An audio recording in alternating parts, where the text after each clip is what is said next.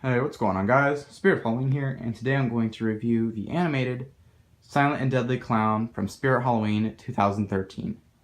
So a couple things I just want to say before I get into this review is that if you guys want me to review a very specific animatronic that you have in mind, please type it in the comment section below, and the animatronic or the prop with the most of its name written in the comment section is going to be the prop that I review next. And also, I just want to say this right now. This is an older prop. Yes, I know it's from 2013, but this is more a review. I guess if you just want to watch it, or if you guys see this prop on eBay, these guys do pop up on eBay. It's not very often they do, but they do pop up on eBay.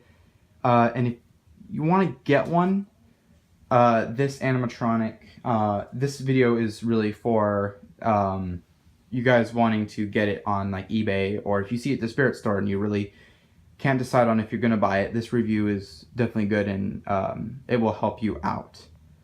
Okay, so I just want to say those two things before we got into the review, but anyway, without any further ado, let's go ahead and get to the review. So this is, as I said, the Silent and Deadly animatronic from Spirit Halloween 2013, yeah. So I bought him at the Spirit store in 2014, a few years ago, about 2 years ago. For about $75, and I bought him the day after Halloween. He was half priced, and you know, that's actually a pretty good deal because for what he is. But here's the original box, and as you can tell, it's very torn up. It's coming apart every second. The tape's really garbage. I'm gonna have to use like packaging tape or something, but you can tell there's tips. There's a rip right there. There's a tear right there and a crack right there. But his original retail price is $150. That's how much he retailed for back in 2013. But blurry camera. There it is. Okay. But so this, I just want to say right now, this is a very cool animatronic. He is a full 6 feet tall, which is nice. You know, 6 feet tall animatronics, everybody loves them. They're great. And the quality on him is just really nice. His head is actually made out of a thick foam latex. And for most of you like are kind of unaware of foam latex is something that the higher up companies use, like Distortions Unlimited or some of those other companies that use it. They use the foam latex because it's a lot nicer. It's a lot more higher quality, and it lasts a lot longer than just plain regular latex with a plastic head under it to keep the form. The hands also have good detail. I mean, the whole prop has good detail, even down to the shoes, but the face is really excellent. It looks like a real person, and the head is full size too. Even with the LED light up eyes in there, it still looks like a real person. The hands are detailed very nicely.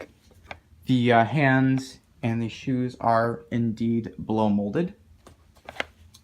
But as I said, good detail. The knife is foam, unfortunately. I wish it was plastic, but it's foam. Nonetheless, though, it still looks cool, and it still has a nice bit of detail to it, even though it's just a knife. It is molded into the hands. You can't remove it, but this hand looks nice too.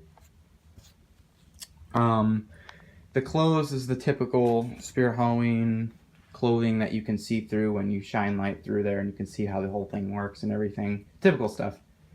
The motion sensor is very cleverly hidden. It's right there. And it's a very powerful motion sensor as well. It can detect in really good conditions. The shoes, like I said, also good detail. Even down to the sewing marks where it was sewn together, it still looks nice, and the shoelaces are tied and everything. You just really good detail into this prop. That's what makes it much more believable rather than a zombie. But anyways, also his hat, the hat on him is it's fabric, and then they have the two little balls, red cotton ball things up there, which is nice.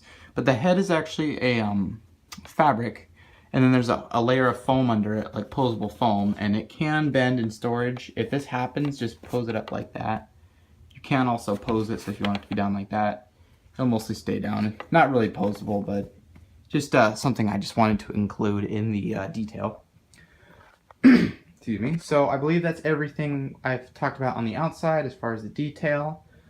And I also forgot to mention that this is fairly thick foam, so I can't see it ripping.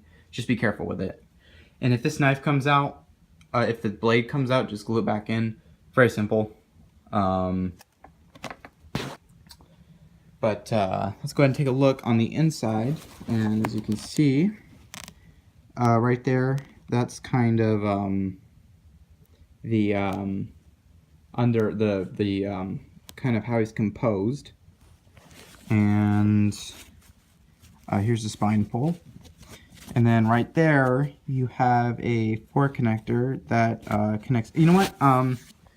Let me get the flashlight on, and we'll go ahead and take a better look, or so you guys can see better, and so you guys can get a better picture of it.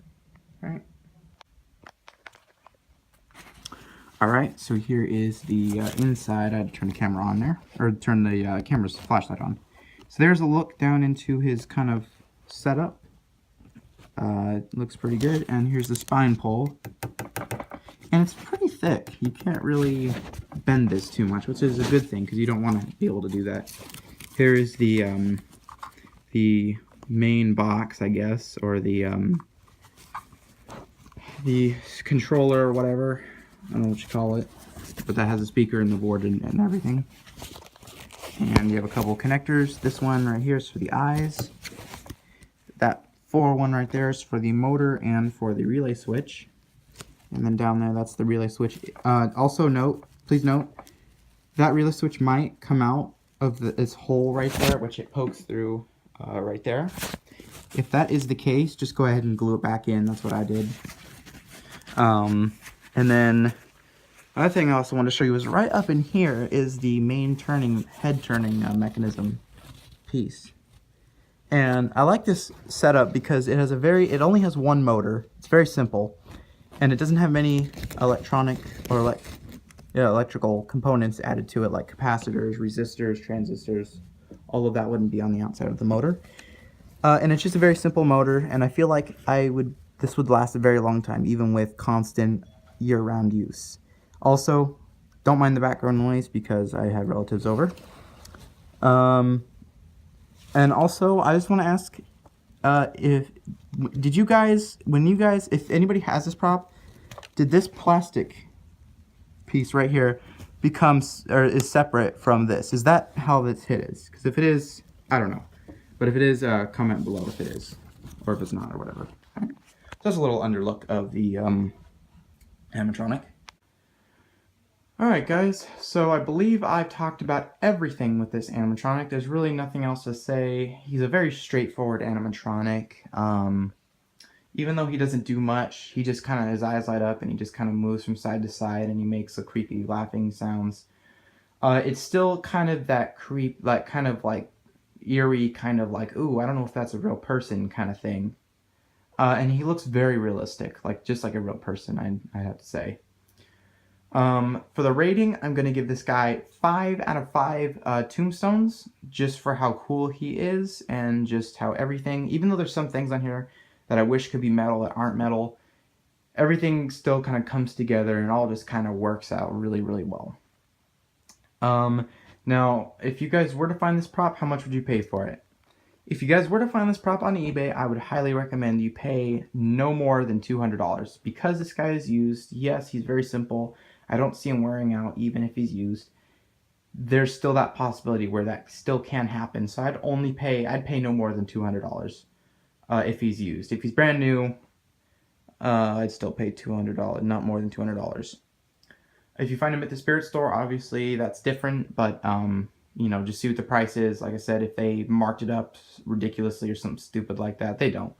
But if you guys happen to find him at the spirit store for $150 and you have a 20% off opportunity, I would absolutely recommend finding him.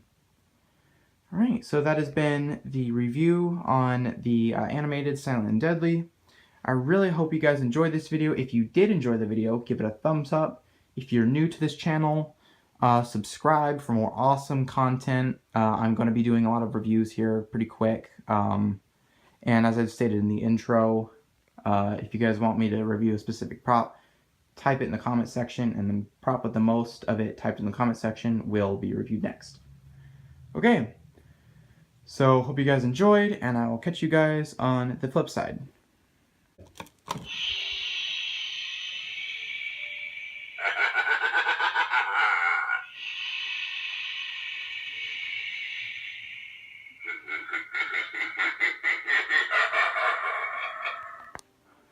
I'm gonna do that one time.